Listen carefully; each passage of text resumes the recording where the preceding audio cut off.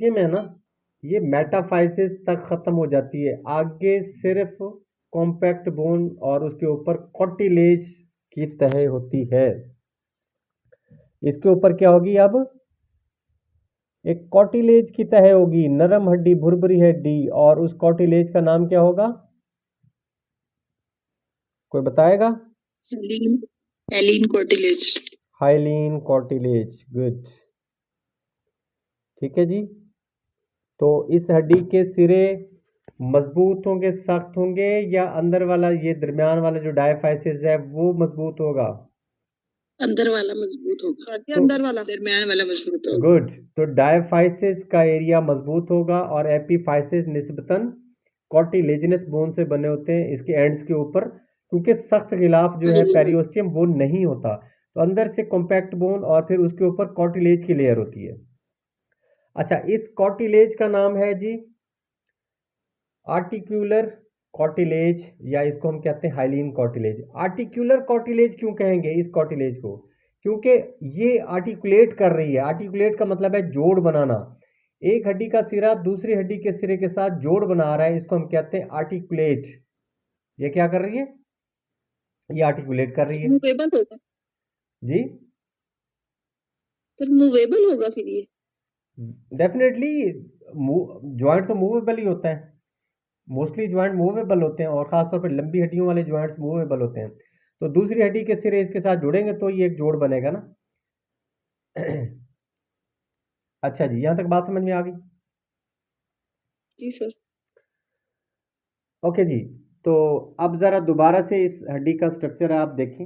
Ends को epiphysis, दरमियान में डायफाइसिस, और ये जो मेटाफाइसिस कहलाता है ये वाला एरिया।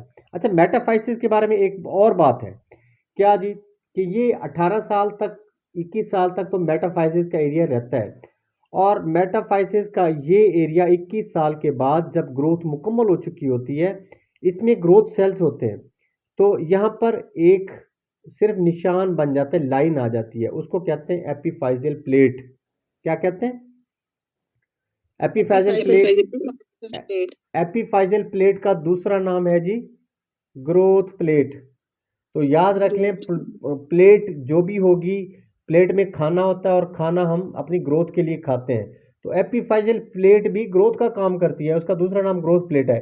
इसी के अंदर जो है वो सेल्स होते हैं, ठीक है, ग्रोइंग सेल्स, जिससे हड्डी की लंबाई में इजाफा होता रहता है। लेकिन 21 साल के बाद ये सिर्फ एपिफाइजियल प्लेट जो है ये सिर्फ एक लाइन रह जाती है, ये चौड़ाई वाला इसका एरिया ये खत्म हो जाता है, सिर्फ एक निशान लाइन रह जाती है बस, नीचे भी और ऊपर भी। ठीक है जी। तो जहां पर मेटाफाइसिस का एरिया है उसी जगह के ऊपर ही एपिफाइजल प्लेट होती है, इसको ग्रोथ प्लेट कहते हैं। ठीक। जी सर। ओके जी। अब हम एपिफाइसिस की तरफ आते हैं कि एपिफाइसिस में हमने क्या लिखा। एपिफाइसिस निस्बतन wider section at each end. अब देखें कि हड्डी दरमियान में इतनी चौड़ी नहीं है, लेकिन इसके सिरे जो है ईच एंड, ये एंड भी और ये एंड भी थोड़ा सा वाइडर है। ठीक है जी। तो एपिफाइसिस क्या है? थोड़ा सा वाइडर पार्ट है बोन का, फिल्ड विद स्पंजी बोन, और इसके अंदर जो हड्डी है ना वो स्पूंजेस की तरह है, जो स्पूंज है ना, जाली टाइप। ठीक है, तो ये सिरे दोनों जाली टाइप है। ये वाला पार्ट जो है डायफाइसिस का, ये अंदर से कैसा होता है?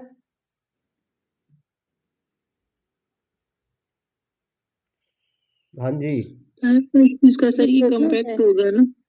अंदर से कैसा? ये हॉलो होता है, अंदर से खोखला होता है, हॉलो होता है, जबकि ये अंदर से खोखले नहीं होते। ये कैसे होते हैं? स्पंजी होते हैं। स्पंजी होते हैं। जी, यही तो बातें वो क्वेश्चन में पूछेंगे। एपिफाइसिस स्पॉन्जी होते हैं और डायफाइसिस हॉलो होते हैं। हॉलो, ये हेलो होते हैं। हेलो नहीं, हॉलो होते हैं। सर हॉलो का मतलब खाली, खोखला, खोखले, हाँ जी। अच्छा जी, इसके अंदर रेड बोन मैरो भरा होता है। क्या होता है? रेड बोन मैरो भरा होता है। ठीक है जी, चलें आगे। क्लियर है यहाँ तक? यस। ओके जी। उसके बाद है जी ये वाला हिस्सा, मेडुलरी कैविटी,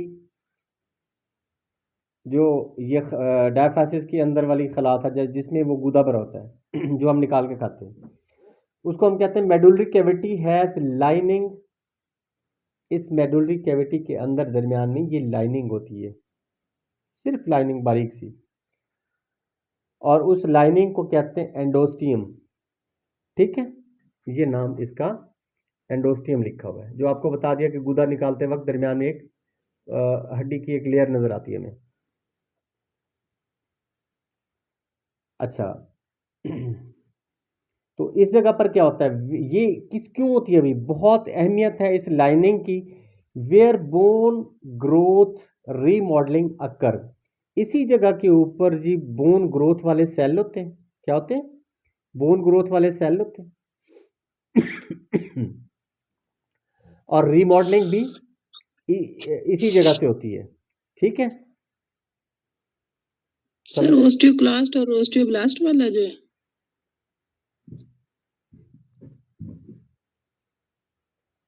अभी आप ऑस्टियोब्लास्ट की तरफ अभी ना जाएं, वो 2 मिनट बाद होगा। ये आपने रीमॉडलिंग की बात की है ना? हाँ जी, रीमॉडलिंग ज़ाहिर है वो बनाने वाले सेल्स ही इसको सेल ही बनाते हैं, सेल से बनी हुई हड्डी।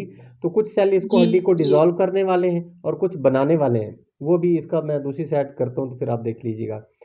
अच्छा ये जो लाइनिंग है ना, इसका फंक्शन बता रहे हैं कि इसके अंदर खास किस्म के सेल्स होते हैं, यानी कि यही बोन के सेल ही होते हैं ना, ऑस्टियोक्लास्ट, ऑस्टियोसाइट और ऑस्टियोब्लास्ट। अच्छा, ये रीमॉडलिंग भी करते हैं, रिपेयर भी करते हैं और ग्रोथ भी करने वाले सेल इस जगह पर पाए जाते हैं।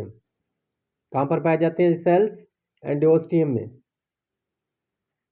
ठीक है, अच्छा जी, एंडोस्टियम के बाद है जी पेरिओस्टियम, जो बाहर वाली हड्डी है। अब इस बाहर वाली हड्डी को हम कहते हैं, जो सख्त बोन होती है इसको हम कहते हैं पेरिओस्टियम, मोटी होती है, चमकदार होती है, और इसको हम कहते हैं outer surface with fibrous membrane. और ये जो बाहर वाली सरफेस है ना, ये फिब्रस मेम्ब्रेन से बनी हुई है, फाइबर वाली मेम्ब्रेन से बनी होती है। ठीक है जी। अच्छा, और इसी के अंदर ब्लड वेजल होती हैं। क्या होती हैं? ब्लड वेजल होती हैं, नर्व्स होती हैं और लिम्फ वेजल्स होती हैं। लिम्फ वेजल ट्रांसपोर्ट सिस्टम की एक मुआविन एक पाइप लाइनिंग होती है। अगर कोई भी चीज़ आर्टरीज, वेन्स और कैपिलरीज से अगर बाहर चली जाती है और तो फिर उसको ये जो लिम्फ वेजल्स है ना, ये अपने अंदर लेके आती हैं और दोबारा ट्रांसपोर्ट सिस्टम में डाल देती हैं, आर्टरीज, वेन्स और कैपिलरीज में ये दाखिल कर देती हैं। अच्छा, इसी के साथ पेरियोस्टियम के साथ ही टेंडन अटैच होते हैं और इसी के साथ ही लिगामेंट अटैच होते हैं। ठीक हो गया? यहां तक ये बात समझ में आ गई? जी सर, समझ आई है। जी सर। ओके जी, बाकी इसकी फिर मैं कंप्लीट एक ज़रा क्लियर पिक बना के फिर आपको ग्रुप में सेंड कर देता हूँ। सर जी, इसकी रिकॉर्डिंग भी सेंड कर देना। ओके मेरा पुत्र।